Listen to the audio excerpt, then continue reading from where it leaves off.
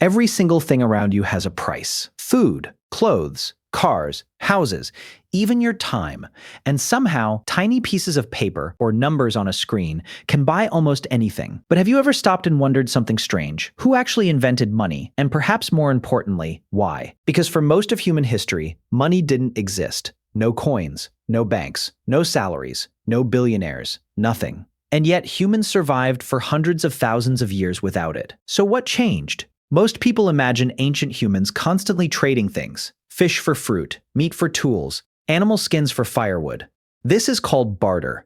And for a long time, historians thought barter came first. But there's a problem. Barter is terrible. Imagine you have chickens and you want shoes, but the shoemaker doesn't want chickens. He wants fish. Now you must find someone with fish who happens to want chickens, and then trade again for shoes. Everything becomes complicated, and that's exactly what ancient people discovered. They needed something easier, something everyone would accept, something valuable, something portable. And perhaps surprisingly, money wasn't invented once. It was invented many times, in different places, by different people. And some of the earliest money wasn't gold, or silver, or paper. It was seashells. Thousands of years ago, people in Africa, Asia, and the Pacific Islands used cowrie shells, not because shells were magical, but because they were rare, beautiful, and difficult to fake. People trusted them, and trust, turns out, is what money is really made of. Not paper, not metal. Trust.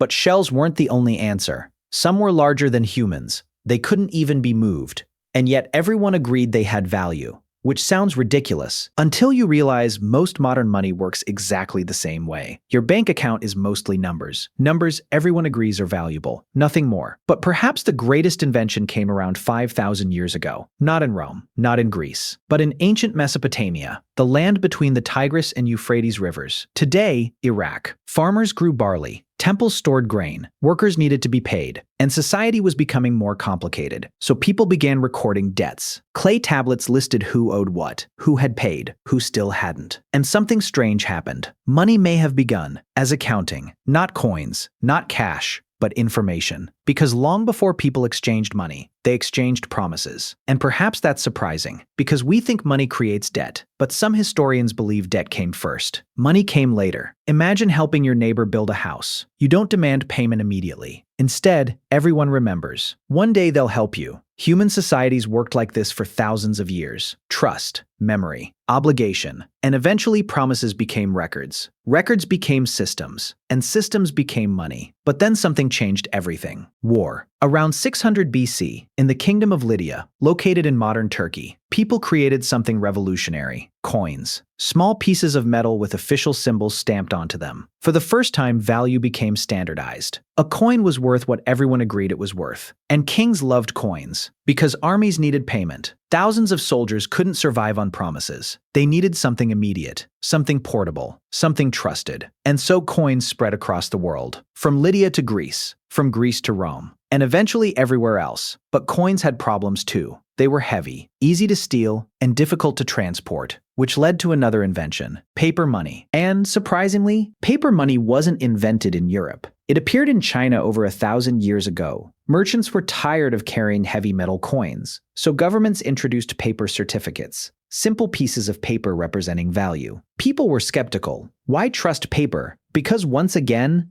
money isn't really paper, it's trust. The paper itself is almost worthless. But if everyone believes it has value, then it does. Which sounds strange, but think about it. A $100 bill costs only cents to print. Its power comes from belief. And perhaps that's true for all money: gold, silver, coins, paper, even digital numbers. None of them matter without trust. But here's the strange part nobody talks about. Money changed human relationships. Before money, survival depended heavily on communities, families, neighbors, tribes. People relied on each other. But money made something new possible: strangers. You could buy food from someone you'd never met, hire workers you didn't know, travel to places where nobody recognized your face. Money allowed trust between strangers, and that changed civilization forever. Cities grew, trade exploded, empires expanded, because suddenly, millions of people could cooperate without knowing each other personally. And perhaps that's why money became so powerful. Because money isn't really about wealth, it's about cooperation. It's a language that says, I trust that this has value.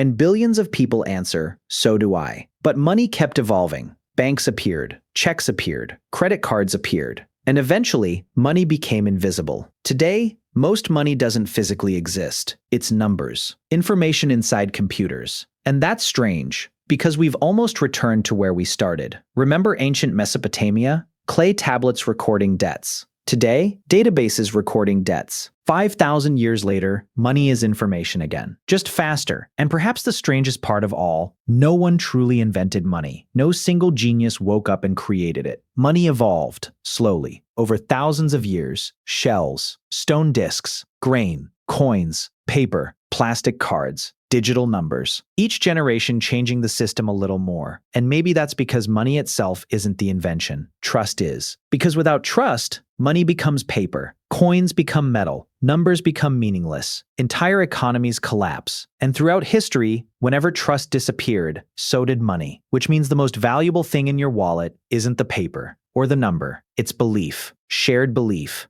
Billions of strangers agreeing to participate in the same story. And maybe that's what money really is. One of the greatest stories humans ever created. Because before money, people trusted families. After money, people trusted civilizations. And that trust built cities, empires, factories, the internet, and the world you live in today. All because humans agreed that certain objects and eventually certain numbers meant something. And perhaps that's the strangest part. The thing that controls so much of your life only exists because we all believe it does. And tomorrow morning, when you buy coffee, or check your bank account, or receive your salary, you'll be participating in an idea that began thousands of years ago. An idea no one person invented. An idea built by countless strangers. And perhaps the most successful shared story in human history. Money. Thanks for watching and subscribe for more interesting videos.